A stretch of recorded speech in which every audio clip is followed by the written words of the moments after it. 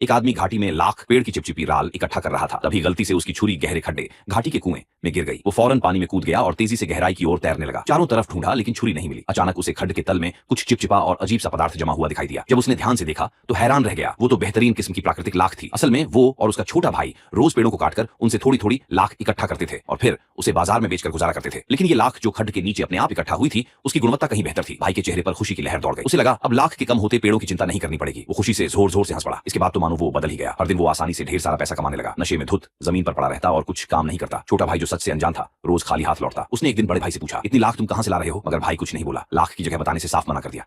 अगली सुबह छोटा भाई चुपके से बड़े भाई के पीछे पीछे जंगल में गया। उसने देखा कि भाई खड्ड के पास गया, अपनी कमीज उतारी और सीधे पानी में कूद पड़ा। कुछ ही देर में वो ऊपर आया, एक पूरे बाल्टी में बेहतरीन लाख लेकर। भाई ने ये देखकर दंग रह गया। पानी के नीचे लाख, ये तो कमाल है। उसने सोचा, अगर ये लाख खुद ब खुद इकट्ठी हो रही है तो फिर मेरा भी उस पर हक है। उस दिन से छोटा भाई भी वहां जाकर लाख इकट्ठा करने लगा। धीरे धीरे दोनों भाइयों की हालत गिरने लगी। न मेहनत बची न उत्साह। उनकी छुरी तो अब महीनों से इस्तेमाल ही नहीं हुई थी। एक दिन बड़े भाई को पता चला कि उसका छोटा भाई भी उसी जगह लाख इकट्ठा कर रहा है। उसे बहुत गुस्सा आया। ये जगह तो मैंने खोजी थी, ये मेरा खजाना है। उसे बुरा लगा कि उसका हिस्सा कोई और ले रहा है, चाहे वो उसका भाई ही क्यों ना हो। फिर उसने एक चाल सोची। एक रात जब उसका छोटा भाई शराब के नशे में सो रहा था, वो चुपचाप उसके बनाए लकड़ी के झोपड़े में गया और पूरी रात लकड़ी से एक विशाल डरावनी ड्रैगन की मूर्ति बनाई। अगर मैं इस ड्रैगन को खड्ड में डाल दूं तो मेरा डरपोक भाई वहां दोबारा नहीं जाएगा।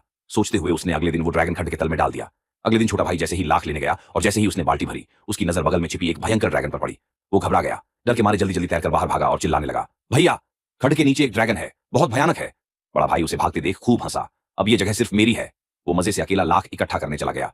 खुश था कि अब सब कुछ उसी का है। लेकिन तभी कुछ अजीब हुआ। उसे लगा कि वो लकड़ी की ड्रैगन मूर्ति हिल गई है। उसे ऐसा भी लगा जैसे वो ड्रैगन उसे घूर रहा हो। थोड़ा डर तो लगा, मगर खुद को समझाया, नहीं ये सिर्फ वहम है। जैसे ही वो पीछे मुड़कर देखने लगा, ड्रैगन ने अपना मुंह खोल दिया। वो डर के मारे बाल्टी छोड़कर तेजी से बाहर भागा।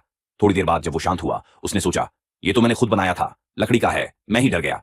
वो फिर से खड्ड में उतर गया लाख लेने। लेकिन इस बार जो हुआ उसने उसकी जिंदगी बदल दी।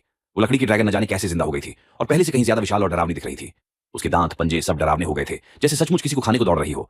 उस आदमी ने कभी अपनी जिंदगी में इतना डर महसूस नहीं किया था। वो जान बचाकर भागा। ड्रैगन उसे देखता रहा, फिर गहराई में समा गया।